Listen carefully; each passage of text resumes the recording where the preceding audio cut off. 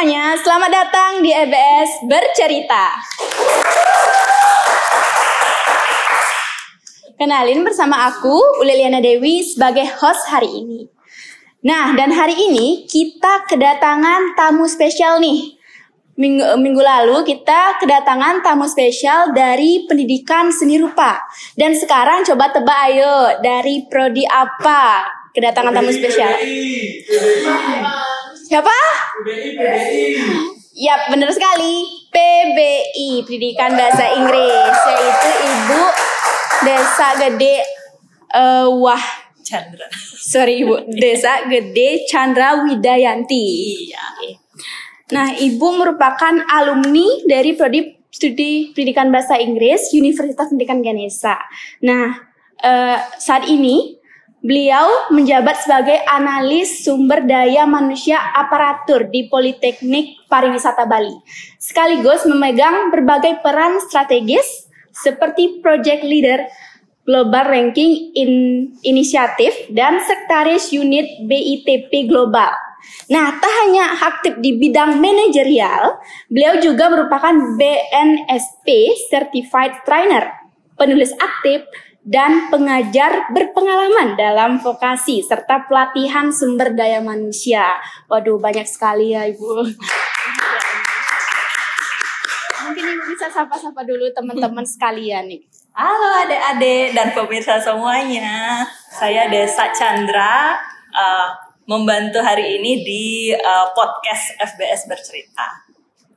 Oke, tadi bagaimana nih perjalanannya? Tadi kan saya dengar Ibu juga konfirmasi bahwasannya ada sedikit kemacetan nih. Betul. Dari mana nih kemacetannya?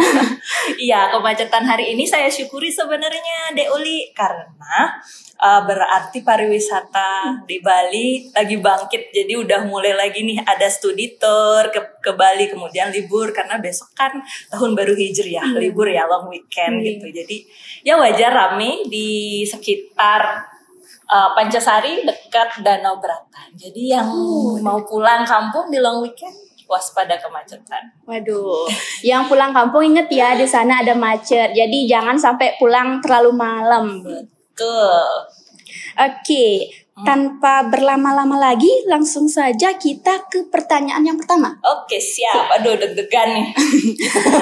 Jadi yang pertama, apa nih alasan Ibu memilih kuliah di program studi pendidikan bahasa Inggris Undiksa dan bagaimana kesan awal pada saat kuliah? Oke, kenapa ya masuk di PBI Undiksa gitu? Pertama, karena pengen jadi guru. Entah kenapa itu dari kecil kok lurus sekali cita-citanya ingin jadi guru bahasa Inggris.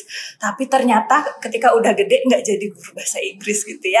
Karena apa? Karena kesan saya juga nyambung gitu ya. Kesan saya belajar di sini ternyata bukan cuman pengetahuan tentang bahasa Inggris dan guru yang diajarkan. Tapi banyak soft skills juga yang diajarkan di sini. Jadi mau masuk di industri atau di lapangan pekerjaan manapun gampang-gampang aja gitu. Jadi emang awalnya niatnya jadi guru. Iya betul. Termasuk saya sih juga gitu juga. Oh gitu. Tapi nggak tahu di masa depan gimana. Iya, kan kisera-sera ya. Whatever will be. Jadi kalian juga yang ingin masuk ke PBI, jadi peluangnya tidak hanya menjadi guru. Tuh. Jadi jangan ragu. Iya. Oke, next itu bisa diceritakan pengalaman yang paling berkesan saat kuliah di sini. Oke. Banyak sih pengalaman berkesan, boleh cerita berapa nih? Boleh, 10 juga boleh. Oh 10, oke. Mungkin tiga yang berkesan ya versi saya gitu. Saya akan urutin dari yang paling serius dulu ke yang paling receh gitu ya. Jadi yang paling serius itu saya berkesannya ketika kuliahnya Prof. Radmi. Iya, tahu nggak? Iya, udah diajar. Udah diajar, mantap itu Prof. Radmi. Jadi awalnya beliau datang itu tegang kan. Maksudnya, aduh nih kayaknya dosennya saklek gitu. Tapi itu jadi motivasi untuk belajar. Nah, taunya kenapa berkesannya itu setelah saya S3 justru. Jadi awal-awal ya Bu Radmi baik, mengajarnya luar biasa, disiplin, jelas. Dan penilaiannya sangat fair, sangat adil. Itu yang buat saya kagum sama Prof. Radmi. Tapi ketika S3, saya itu ditanya sama prof saya, kamu tahu Suggestpedia nggak Bu Desa? saya bisa jelasin. Even itu sudah 12 tahun dari saya lulus gitu. Makanya, kok saya tahu ya metode Suggestopedia. Dari mana saya tahu? Setelah saya renungkan, oh iya dari Bu Diajari ya, sangat membekas. Sangat membekas, betul. Dan waktu itu saya dipuji. Dan yang muji adalah Prof. Dewo Komang Tantra, yang juga adalah dosen S1 PBI, tapi mengajar ketika S3 juga gitu. Jadi apa yang saya dapat di PBI S1 ini kebawa banget sampai bertahun-tahun setelahnya gitu. Kemudian yang berkesan kedua itu adalah waktu saya menjadi padus semester 1. Ada yang padus nggak juga nih? Paduan suara. Iya, paduan suara UKM. UKM-nya. Iya, masih ada. Kenapa berkesan jadi begini? Tugas pertama saya jadi padus itu adalah paduan suara di pengukuhan guru besarnya Prof. Padma Dewi. Masih ya Prof. Padma Dewi di PBI? Prof. Padma, saya pernah dengar tapi belum sempat ketemu. Ya, Prof. Padma Dewi itu juga adalah guru yang sangat luar biasa di sini. Halo Prof. Padma Dewi, semoga sehat selalu. Jadi saya ikut tuh di pengukuhan guru besarnya Prof. Padma Dewi ketika semester 1. Nah, keluarga saya itu padahal bukan keluarga akademisi. Jadi tidak ada yang sekolah terlalu tinggi begitu ya, kayak S1 sudah cukup gitu. Tapi ketika lihat Bu Prof. Padma Dewi, wah, keren ya, perempuan wanita tetapi sampai profesor gitu. S3. Iya, itulah yang membekas ke saya dan ternyata sampai sekarang semangat kuliah gitu, sampai menginspirasi sekali. Iya, menginspirasi. Jadi seperti yang saya katakan tadi, bukan cuma ilmu yang didapat di sini, tetapi juga inspirasi dan motivasi. Iya, dari lingkungan-lingkungan sekitar ya. Iya, betul. Nah, yang ketiga nih agak receh. Jadi ketika itu saya kuliah assessment. Udah dapat nggak? Udah. Di semester ini. Semester ini. Iya.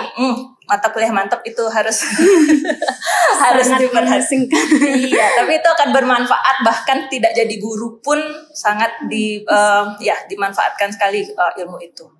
Nah, waktu itu saya kuliah assessment. Gedung ini lagi dibangun. Jadi kami pinjam ruangan lah di kampus tengah.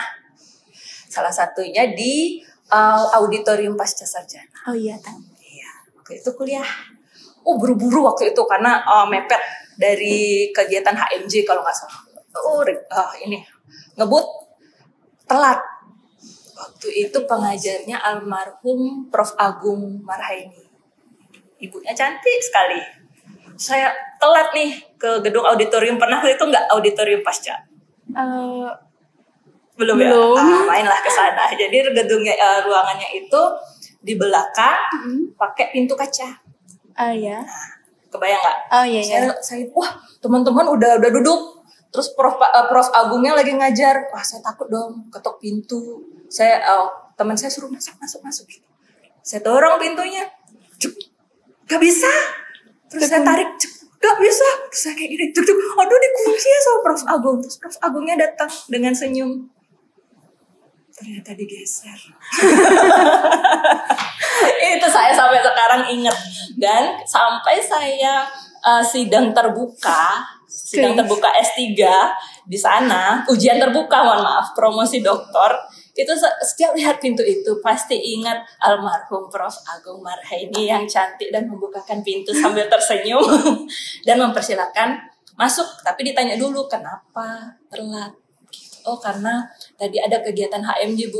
Karena telatnya karena kegiatan HMJ, jadi dibijaksanai. Nah, dari situlah belajar juga kebijaksanaan gitu. Untung ya bisa disuruh masuk. Iya, dan itu pintunya digeser.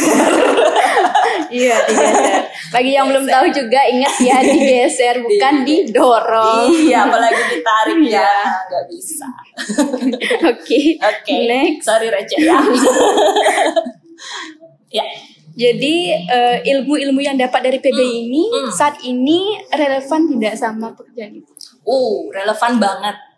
Jadi meskipun saya tidak menjadi guru SMA, SMP atau SD begitu ya yang mengajar bahasa Inggris, sekarang saya menjadi trainer untuk perusahaan dan juga untuk institusi saya sendiri, kemudian menulis beberapa buku, tapi itu baru belajar sih, menulis beberapa buku dan menjadi analis SDM. Spirit PBI masih, yaitu yang tadi bagaimana saya diajarkan disiplin, diajarkan untuk selalu fair memberikan penilaian ataupun memberikan ilmu kepada siapapun itu harus fair, kemudian harus bijaksana menyikapi apapun itu, dan apalagi ya tadi itu ya intinya meskipun nanti kita tidak menjadi guru, yang diajarkan di sini sangat-sangat relevan. Kayak misalnya tadi assessment, assessment itu meskipun tidak menjadi guru tetap dipakai itu ketika saya melihat bagaimana kita habis briefing orang misalnya, kita lihat apakah mereka paham atau tidak, kemudian apakah brief kita itu valid tidak dengan pekerjaan yang harus dilakukan gitu. Ada valid. Ya, dan lucunya kita itu baru ngerti itu relevan saat udah kerja. Bener, saat udah kerja, ada saat udah gede gitu. Mungkin sekarang kalau teman-teman masih kuliah terus merasa itu susah gitu ya, apa sih ini diajarin gitu kan, abstrak banget gitu. Tenang, nanti kalau udah agak tua ngerti itu untuk apa gitu. Ya banyak sih dari teman-teman saya juga ngeluh kayak, ini apa sih pelajaran apa, apalagi asesmen, wah itu ada Excel-nya lagi. Itu untuk buat soal aja sesusah itu. Betul. kayak pada saat saya belajar asesmen untuk pertama kali semester ini ngerasa kayak aduh nggak jadi deh jadi guru. Kayak merasa buat soal aja udah susah ini. Iya. Gitu. Tapi pernah nggak ngerasain ngerjain soal nggak relevan sama yang diajarin gurunya, jadi apa yang diajarin apa yang keluar gitu kan. Kalau udah ngerti SMA, SMP sih sering. Kalau udah ngerti assessment nggak akan kita jadi guru yang kayak gitu. Terus kok soalnya nih gampang semua ya. Harusnya kan soalnya gampang semua tuh, harus ada yang agak susah, harus ada yang susah untuk jadi pembeda kan gitu. Saya masih ingat assessment. Mungkin bisa jelasin. Langsung buka SKS. Benar. Iya. Sabar nanti. Sabar. Jadi semua kesulitan yang kita hadapi pasti akan berguna di masa depan. Benar, tabungan ya, tabungan. Oke, next. Selama menjalani karir, tantangan apa saja yang Ibu hadapi dan bagaimana latar belakang dari pendidikan bahasa Inggris ini dapat menolong dalam menghadapi tantangan itu? Oke, good. Jadi kalau tantangan, kita kan dari muda itu dicekoki sama ayo kerja sesuai passion gitu ya.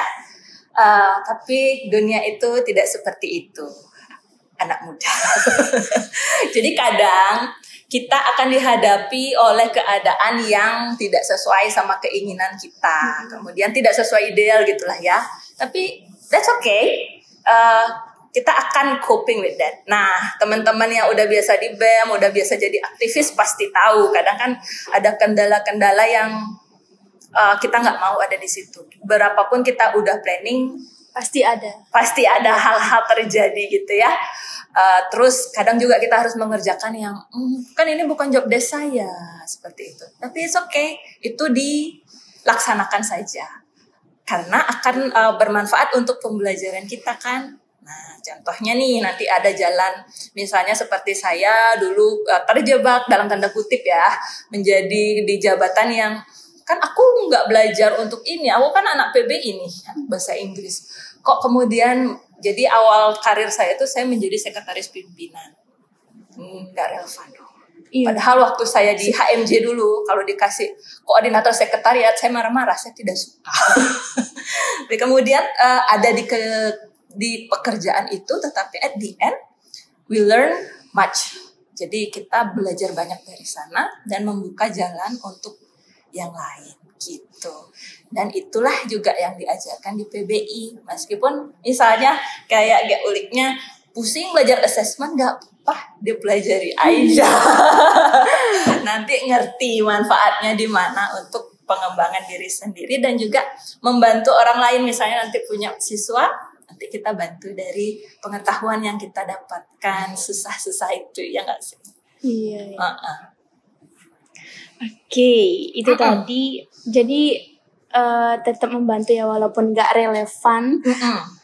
Di masa depan pasti akan berguna. Iya.